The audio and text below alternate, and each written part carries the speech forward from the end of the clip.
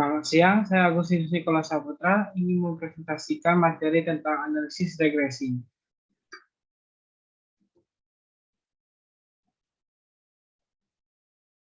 Analisis regresi. Regresi adalah metode untuk menentukan hubungan suatu variabel dengan yang lainnya. Untuk melihat seberapa besar pengaruhnya, regresi merupakan rumus yang biasa digunakan untuk menganalisis data dari yang sederhana sampai yang jumlah begitu banyak atau kompleks. Tidak mengherankan jika rumus regresi pun terbagi menjadi dua, yaitu linear sederhana dan regresi berganda. Fungsi dan manfaat dari analisis regresi. Fungsi yang pertama yaitu memperbaiki kesalahan, yang kedua memperkirakan masa depan, yang ketiga meningkatkan efisiensi, yang keempat memberikan insight baru. Sementara manfaat dari analisis regresi yaitu menunjukkan hasil rata-rata dari nilai hubungan variabel yang dihitung berdasarkan variabel bebasnya.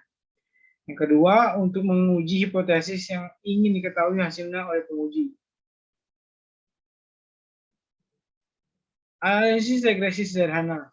Analisis regresi sederhana bertujuan untuk mengetahui pengaruh dari suatu variabel terhadap variabel lainnya. Pada analisis regresi suatu variabel yang mempengaruhi disebut variabel bebas atau independen variabel. Sedangkan variabel yang dipengaruhi disebut variabel terikat atau dependent variabel. Rumus regresi linear sederhana yaitu Y sama dengan A kali BX. Keterangannya, Y sama dengan variabel dependen atau variabel terikat. X variabel independen atau variabel bebas. A konstan atau nilai dari Y apabila X sama dengan 0. B koefisien regresi atau pengaruh positif atau negatif. Analisis regresi linear berganda. Regresi linear berganda adalah teknik statistik yang menggunakan beberapa variabel penjelas untuk memprediksi hasil dari variabel respon. Tujuan dari regresi linear berganda ini untuk memodelkan hubungan linear antara variabel penjelas atau independen dan variabel respon dependen. Rumus dari analisis regresi berganda yaitu model persamaan untuk menghitung regresi linear berganda yaitu Y sama dengan A tambah B1 X1 tambah B2 X2 ditambah B3 X3 dan seterusnya.